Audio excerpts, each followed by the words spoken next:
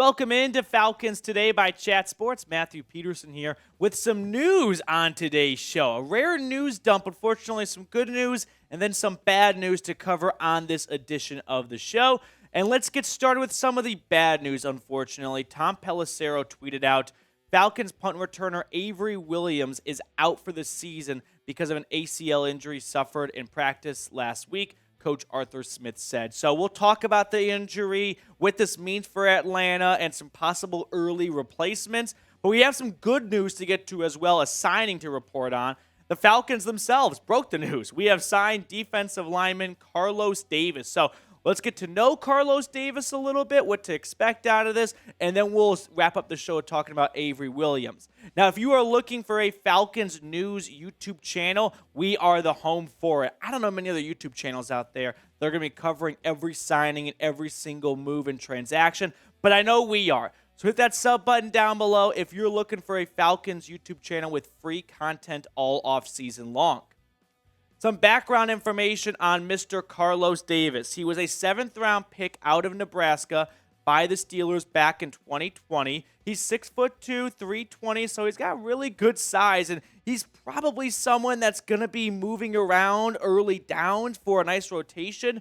Now, the corresponding move that Atlanta made to open up a roster spot, because you can't put someone like Avery on injured reserve until the season starts. You just got to hold on to them. And then the moment the season starts, like when the 53-man roster cutdown day is, the next day, you can put a bunch of guys on IR and you can call players up from the practice squad. But that cannot be done until August. So Jalen Dalton, unfortunately, was released. So a defensive tackle swap. I'm not sure if they just didn't have a good fit with Dalton or if he was late one day. Who knows? But Carlos Davis slots in and takes Dalton's spot on the 90-man roster. Carlos Davis has played in only 12 games so far, 3 seasons with the Steelers, 12 tackles, 3 tackles for loss. He has 1 sack. He was activated from the practice squad for 1 game last season. He made the most of that 1 game. He got a sack in, which I think is pretty cool, right? Your number gets called and you deliver, even if it's just for 1 game. Now, when you look at Atlanta's defensive line, I still think it's going to be an uphill battle for Davis and a lot of these guys to make the 53-man roster. He's got some NFL experience, and that's definitely going to be a benefit for him. But still, Campbell, Onyemata, Grady Jarrett, I think, and Graham are all locks. Eddie Goldman, first time we see him for a couple of years. I think he's probably a lock as well-ish. He's maybe more of a bubble player leaning in rather than leaning out. But Davis is going to have to compete, no doubt about it. He's not just going to be gifted a spot on the 53-man roster. At best, I think Davis is a rotation player on first and 10, early down situation when teams are expecting a run so they can give some of the pass rushers a bit of a breather if he even makes the 53-man roster. Maybe more of a likely ceiling-ish, and this is a bit of a Debbie Downer talk here, is a practice squad player who hopefully can be competitive and make people have to improve themselves. Otherwise, he'll take their spot on the roster. But I'm not saying this is a move that's going to be, fixing the Falcons pass rush or anything like that. Don't look at this move and go, boom, Atlanta's defensive line is pristine. It is perfect. No, still has some ways to go. But Davis is going to be a nice rotational player if he is to make the 53-man roster. Now, he went to Nebraska, which kind of got me thinking here. Which school did you go to? Let me know what your school is. I went to Tennessee. Go Vols. I'm expecting to get a lot of UGAs down in the comment section. Let me know what your Saturday squad is. Always fun to see, right, how many schools are represented by the Falcons. So let me know down below. Now we get on to the bad news, unfortunately. Avery Williams suffered a season-ending ACL injury last week at OTAs. We talked about that during our OTAs takeaways. He went down with an injury. He was eventually walked off the field and back to the inside locker room with the training staff, and now it has come out that it is a torn ACL. 5th-round pick back in 2021, and he is going to, leave some big shoes to fill on special teams because he was the NFL punt return average leader last season with 16.2 yards per return. Williams, all of last season, 16 returns, 313 yards, along of 56. He was a catalyst. He was a spark on special teams. No denying it.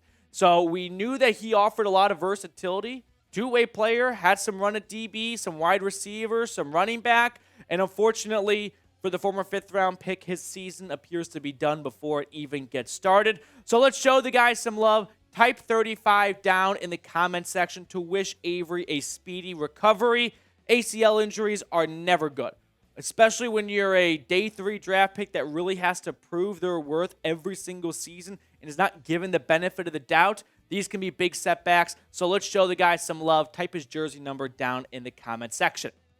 We're going to look at some replacements in just a moment, but today's sponsor, BetUS, they've got the best deal for Falcons fans. When you go to chatsports.com/betfalcons, you can unlock a 125% deposit bonus when you use our promo code FALCONS125.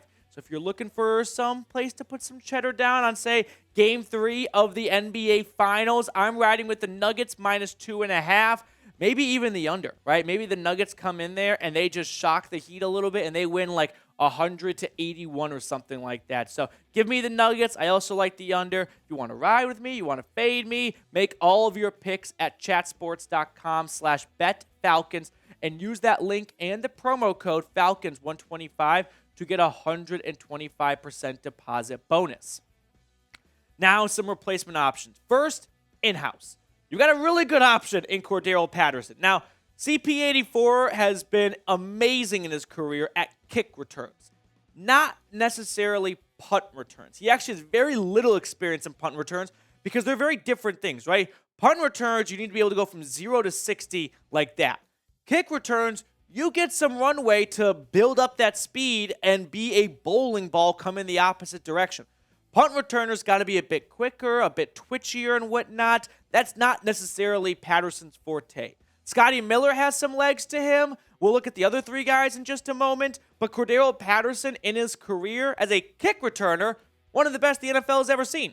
7,836 career return yards, 9 touchdowns, nearly 30 yards of return. But punt returns are not the same. They are a different beast, but I am sure the Falcons will at least explore the idea of going to Patterson. Scotty Miller, like I said, the slot receiver, he's got some burners for legs. He can definitely make a guy miss. Byron Pringle, he's a speedster as well. Demarcus Robinson, he can flat out run. Marlon Mack, I tossed on. Remember, he was with the Colts for a while. Unfortunately, popped his Achilles. Last year with Denver, played a little bit towards the end. Had some nice moments, showcased some speed still. So maybe Atlanta goes that route. I'll be honest with you guys, though.